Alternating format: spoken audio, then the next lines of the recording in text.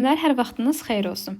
Bugünkü mövzumuz sinif otağının öyrətmə və öyrənmə mühitində funksiyasıdır.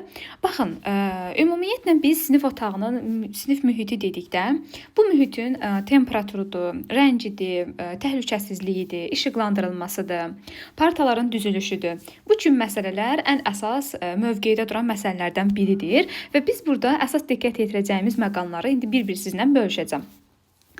Ən birinci diqqət yetirəcəyimiz amil temperatur və havalandırmadır. Temperatur və havalandırma nədir? Baxın, temperatur və havalandırma dedikdə biz deyirik ki, ümumiyyətlə otağın temperaturunu nə çox isti, nə də çox soyuq eləmək olar. Yəni bu uşaqların necə deyim, sağlamlığı üçün biraz təhlükəlidir ki, biz otağı ya çox isti edə bilərik, ya da çox soyuq edə bilərik. Məsələn, çox isti etdikdə adətən müəllimə yanlış şəkildə düşdürlər ki, otaqları qışda isti eləmək lazımdır. Sadəcə düşünmək lazımdır ki, uşaq adətən tənəffüs vaxtı olur, 5 dəqiqəlik, 10 dəqiqəlik və onlar həmin tənəffüsə çıxdıqda artıq isti mühitdən soyuq mühitə düşürlər. Yəni 5 dəqiqəlik, 10 dəqiqəlik də olsa, bu da onun sağlamlıqlarına müəyyən qədər zərər vurmuş olur.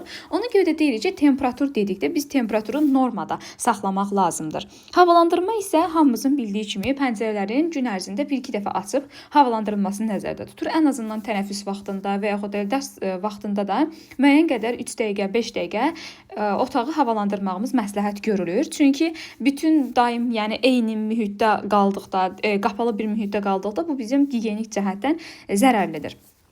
İkinci gəlir işıqlandırma məsələsi. İşıqlandırma məsələsi nədir? Baxın, işıqlandırmada deyirik ki, otağa ümumiyyətlə gün işığı düşən yer olmalıdır.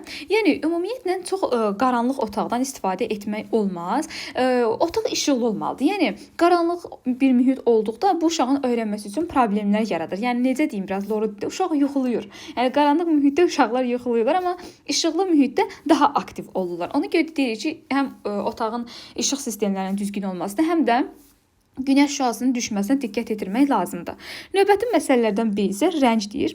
Rəng isə divarların rəngini nəzərdə tutur ki, bu da uşaqların yaş xüsusiyyətlərinin asılı olaraq dəyişir. Məsələn, kiçik yaşlı uşaqlara daha çox parlaq rənglərə, daha rəngarəng şəkillərə üstünlük verilir. Amma məsələn yuxarı siniflərdə isə artıq soyuq rənglərdən biz istifadə etməliyik. Məsələn sarı rəngdən və yaxud da digər yəni biraz soyuq rənglərdən istifadə edirik ki, bu yuxarı yaşlı uşaqların, yeniyetmə uşaqların diqqətini yayındırmasın. Amma kiçik yaşlı uşaqlar belədir ki, onlar daha şəkilli yerlərdə, əlvan yerlərdə öyrənməyə daha həvəsli olurlar və diqqətli olmaq lazımdır ki, bu tərtibat qarışıq şəkildə olmasın. Yəni nə gəldi divara yapışdırsınlar, nə gəldi divardan assınlar, yuxarıdan assınlar. Bunu da təbii ki, yol vermirik, amma normasında, qaydasında biz daha rəngarəng sinifi, yəni əlvan sinifi aşağı siniflərdə, biraz da soyuq rənglərdən yuxarı siniflərdə istifadə etməliyik. Növbəti bizim diqqət yetirəcəyimiz məqam fiziki təhlükəsizlikdir. Fiziki təhlükəsizlik nə deməkdir? Bu isə şagirdlərin özlərini rahat şəkildə hiss edəcəyi bir mühitdir. Yəni necə izah edim sizə? Baxın, orada elektrik xətlərinin olmasına, siqnalizasiya sistemlərinin quraşdırılmasına və hansı bir fövqəladə hal baş verən zaman, eyni zamanda kəsici deşici alətlərin olmamasına, yandırıcı alətlərin olmamasını bizim üçün əhəmiyyətli hesab edir. Və sonuncu var mebellərdən istifadə. Mebellərdən istifadə isə bu partaların, dolabların, məsələn, şkafların düzülüşünü bizim üçün nəzərdə tutur ki, elə bir yerdə, elə bir formatda düzməliyik ki, bu bizim, belə deyək, necə deyim, uşaqların rahat hərəkətini təmin etməlidir. Uşaqlar sinifdə rahat hərəkət etməlidirlər. Və parta düzülüşləri də bir neçə formada olur ki, bunlardan ənənəvi düzülüş, dairəvi düzülüş, yəni dəyirmi masa ətrafında düzülüş, U şəkilli, bir də qrup şəklində düzülüş var. Hər birinin öz ayrıca xüsusiyyətləri vardır. Ən birinci ənənəvi düzülüşdür ki, bu hamımızın bildiyi, hər gün istifadə olunan ənənəvi sıra düzülüşü qaydasıdır. Ənənəvi düzülüşdə təbii ki, şagirdlərin bir-birindən tutaq ki, qrup iş işləyən zaman müəyyən qədər əməkdaşlıqlarında çətinlik olacaq. Çünki belədir ki, bu ənənəvi düzülüşdə belədir ki, yəni məsələ problemimiz hardadır bizim? Şagirdlər burada, yenə də deyirəm, bir-birinə göz kontaktı qura bilmir, bir-birinə əlaqə saxlaya bilmir. Yəni ardıcıl şəkildə oturublar da, məcburdur arxaya dönsün, nəsə sual soruşsun. Ona görə də qrup işi üçün bizə əlverişli deyil. Məsələn, summativlərin keçirilməsində, fərdi işlər olan zaman, cütlərlə iş verən zaman biz ənənəvi sıra düzülüşündən istifadə edə bilərik. Ənənəvi sıra düzülüşü hal-hazırda burada gördüyünüz sıra düzülüşdür. Yəni yenə də deyirəm, hamımızın hər dəfə gördüyü, ən çox rastlaşdığımız oturuşlardan biridir.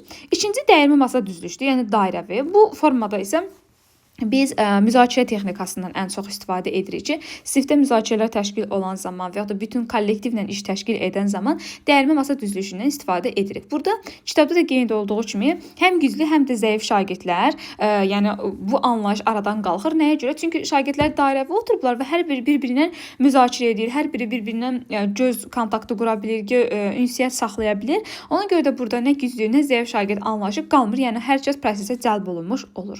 Növbəti gəlir U şəklində düzülüş. U şəklində düzülüş isə partaların, yəni bu cür düzülüşü şagirdlərin yenidə əməkdaşlığını dəstəkləyir və ən çox məsələn bir-birinin işini yoxlayan zaman, əməkdaşlıq şəklində işləyən zaman U şəklində düzülüş bizə daha köməyimizə çox çatır ki, burada münasibətlərin düzgün təyin olunmasında, şagirdlərin rahat hərəkət etməsində U şəklində düzülüş bizim üçün əlverişlidir. Məsələn, təqdimat falan hazırlayan zaman, şagirdlər təqdimatı göstərən zaman bizim köməyimizə daha çox çatır və ən sonuncu qrup şəklində düzülüşdür ki, qrup şəklində düzülüş isə hamımızın bildiyi, şagirdlərin bir-birinin əməkdaş şəklində işlədiyi effektiv olan formalardan biridir və burada qarşılıqlı yenə də ünsiyyət, şagirdlərdə 4K bacarıqları, tənqidi düşünmə, əməkdaşlıq, yenə də deyirəm ünsiyyət, bu kimi bacarıqların formalaşması ən çox bizim köməyimizə qrup şəklində düzülüşdə çatır və ümumiyyətlə bu partalar təkcə yəni müxtəlif iş formaları üçün də məsələn biz deyirik əlverişlidir. Məsələn, cütlərlə işdə, qruplarla işdə, kollektivlə işdə, fərdi işdə, məsələn, fərdi işlə cütlərlə işi dedik ki, ənənəvi sıra düzülüşü köməyimizə çatır. Qruplarla işdə qrup düzülüşü köməyimizə çatır. Kollektiv müzakirə lazımsa dəyirmi masa və yaxud da U şəkilli düzülüş bizim köməyimizə çatır. Ona görə də deyirik ki, dərsi planlaşdıran zaman bu sinifin tərtibatını, yəni sinifin partalarının düzülüşünü də müəllim diqqət yetirməlidir. Bu qədər dəyərli müəllimlər, çox sadə və rahat mövzudur. Time'da birləşdirilmiş şəkildə sualları da var. Oradan işləyib səhvlərinizi yönləndirə bilərsiniz.